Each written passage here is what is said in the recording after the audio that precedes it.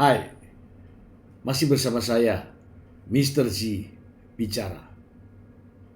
Tentu saja bicara tentang kebenaran berdasarkan fakta, data, dan realita. Proses persidangan gugatan cerai Baim Wong ke Paula Verhoeven di Pengadilan Agama Jakarta Selatan sudah dimulai. Tuduhan selingkuh dibantah oleh pihak Paula Verhoeven. Jadi, apa masalahnya? Saya ingin membacakan sebuah artikel ini untuk Anda agar tidak menjadi fitnah. Langsung saja. Saya bacakan langsung dari sumbernya ya, dari Sindo News. Paula Verhoeven tepis isu selingkuh, minta Baim Wong buktikan tuduhannya. Wah, ini. Ya. Jakarta, Paula Verhoeven secara tegas menepis isu selingkuh yang dituduhkan oleh sang suami, Baim Wong, di tengah proses cerai. Bantahan ini diungkap Paula melalui kuasa hukumnya, Alfon Kurnia Palma. Ini merupakan kali pertama Paula Verhoeven buka suara soal tuduhan selingkuh yang pertama kali diungkap Baim Wong. Selain selingkuh, Alfon mengatakan bahwa kliennya juga tidak pernah mengirim uang ratusan juta kepada N, pria yang diduga selingkuhannya itu. Isu-isu itu tidak betul, ataupun siapa yang mendalilkan akan dibuktikan di pengadilan, kata Alfon usai menjalani sidang cerai perdana Baim Wong dan Paula Verhoeven di Pengadilan Agama Jakarta Selatan Rabu 23 Oktober 2024. Selaku penggugat dan pihak yang pertama kali menyebarkan isu selingkuh ini, Alfon pun meminta Baim untuk membuktikan perkataannya di sidang Pengadilan Agama. Kalau semisalnya ada suatu dalil Baim Wong harus membuktikan di persidangan, makanya dia yang mendalilkan, dia berkewajiban untuk membuktikan. Paling penting kami memohon agar bisa diberitakan yang terbaik. Ada anak-anaknya, itu jangan mendapat hal yang tidak diharapkan. Karena itu demi kepentingan anak lanjutnya. Di sisi lain, Alfon berencana membuktikan dugaan bintang film bebas itu yang kerap membatasi kliennya untuk menjalin pertemanan dengan orang lain selama mereka menikah. Itu aksesibilitas itu biar nanti kita buktikan di pengadilan.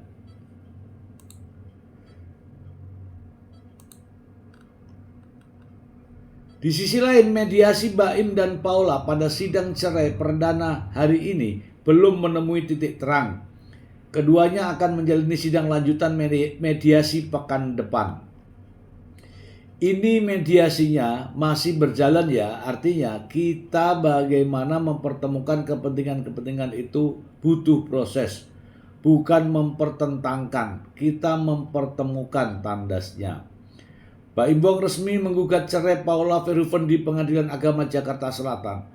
Pada 8 Oktober 2024, talak cerai didaftarkan aktor 43 tahun tersebut secara online melalui kuasa hukumnya. Ia menuntut cerai dan hak asuh kedua anak mereka. Adapun alasan perceraian ini karena perselingkuhan yang diduga dilakukan oleh Paula dengan teman baik Baim Wong. Oke teman-teman, inilah yang selalu saya katakan ya. Hukum di Indonesia itu siapa yang menuduh dia harus membuktikan. Tentu saja dengan bukti-bukti yang akurat yang bisa meyakinkan hakim. Siapa yang mendalilkan, dialah yang membuktikan. Bukan mencari bukti setelah mendalilkan. Begitu ya. Saya memiliki hasil wawancara dari wartawan terhadap pengacara pihak Paula Verhoeven. Mari kita simak bersama. Jadi mungkin itu yang bisa saya katakan pada saat ini, bahwa pada prinsipnya kita ingin mengatakan siapa yang mendalilkan dia membuktikan. Kalau saya tidak bisa membuktikan, ya itu ada persoalan sebenarnya. Bang, terkait dugaan perselingkuhan yang dilakukan oleh Paula sendiri, jawaban dari Paula apa Bang? Itu kita akan buktikan nanti. Soal sosoknya katanya Bang, selingkuhannya gimana Bang, tuduhan itu? Ya itu nanti kita buktikan aja. Dia kan mendalilkan, coba tanya aja ke dia. Berarti tapi benar nggak sih Paula? Tapi ada mungkin responnya seperti apa Paula menjawab tudingan seperti itu Bang? Apa? Respon Paula menjawab tuduhan-tuduhan seperti itu seperti apa? Ini kan sudah ramai juga di sosial media nih. Tenang. Ya, dia cukup tenang untuk itu. Itu kan menggambarkan suatu kedewasaan sebenarnya, gitu kan. Kedewasaan berpikir, kedewasaan bertindak, sehingga ya bisa memilah mana yang perlu direspon, mana yang tidak perlu direspon. Agenda selanjutnya apa tuh Bang? Masih mediasi. Mediasi. Dan besok untuk mempertemukan. Katanya sering banget Paula sama Baim itu berantem di kantornya Baim untuk rebutan anak, bener nggak sih Bang? Sampai siapa? Ya, saya udah sempat dapat dengar dari Ya, dengar dari satpamnya juga Dari Bang. siapa? Datang dari kantor. Orang mendengar dari orang gitu.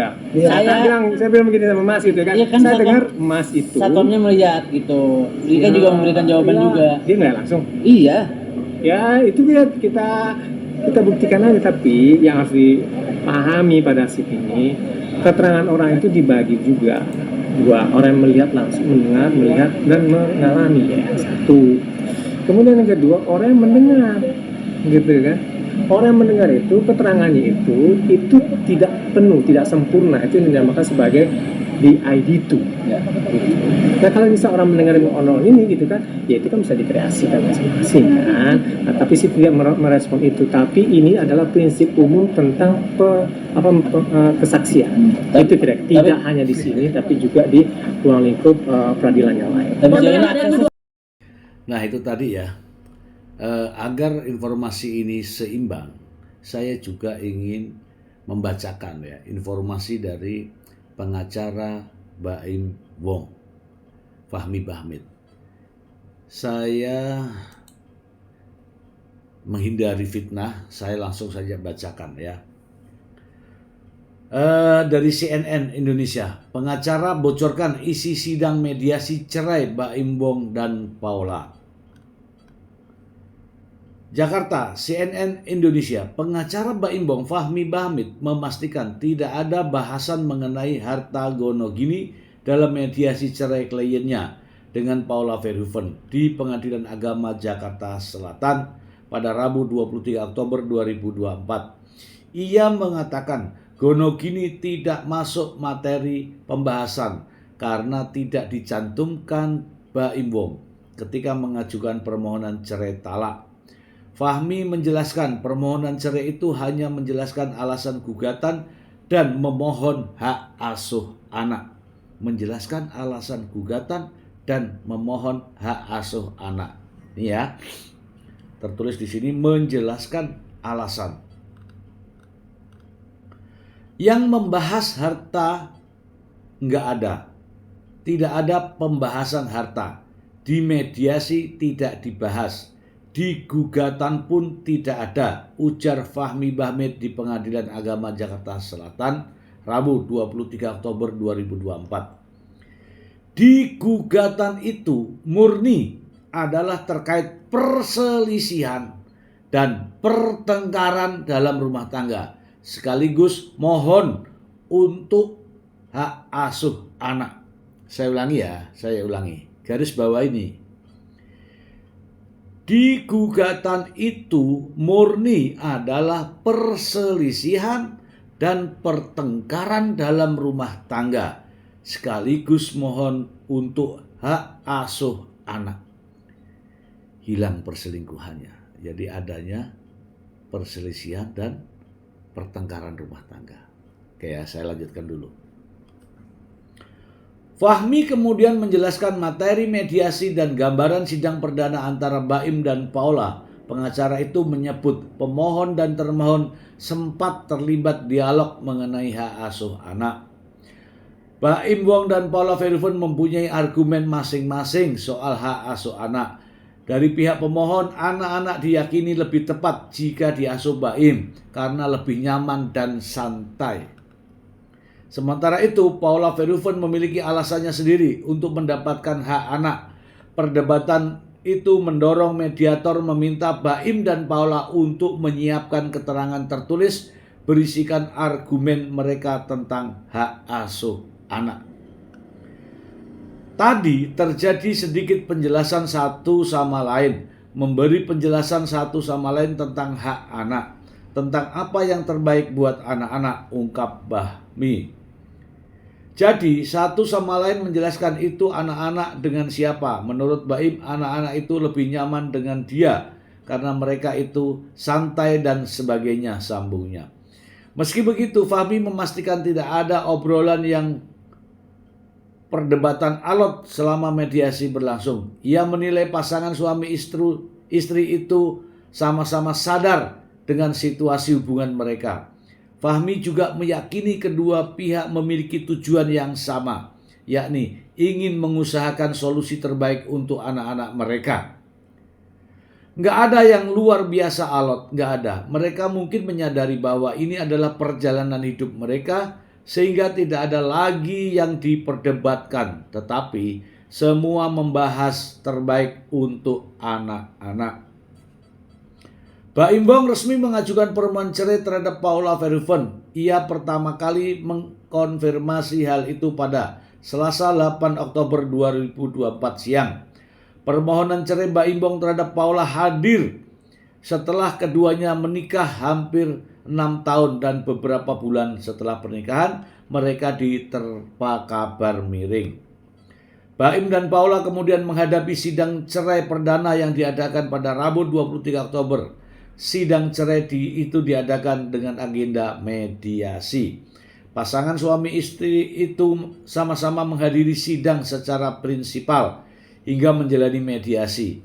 Namun mediasi itu diputuskan untuk kembali lagi digelar pada tanggal 28 Oktober 2024. Oke. Di sini terlihat bahwa terkait dengan kata-kata perselingkuhan mulai hilang, mulai redup, mulai buyar. Saya telah menyampaikan beberapa waktu yang lalu dan didukung juga pernyataan dari Hotman Paris. Yang namanya perselingkuhan itu tidak mudah. Dia harus membuktikan secara fisik, secara harfiah bahwa telah terjadi hubungan persetubuhan, hubungan perzinahan antara keduanya. Kalaulah perselingkuhan yang dituduhkan hanya bukti chat, bukti transfer, bukti CCTV, tidak masuk dalam kategori itu. Ya, tidak masuk dalam kategori itu. Ini, dalam kasus ini Fahmi Bahmid justru menjelaskan tidak ada lagi kalimat-kalimat perselingkuhan. Yang ada hanyalah perselisihan dan pertengkaran. Saya justru malah bertanya, perselisihan dan pertengkaran gara-gara apa ya? Apakah gara-gara dibilangin pelit oleh Paula Verhoeven? Atau gara-gara apa?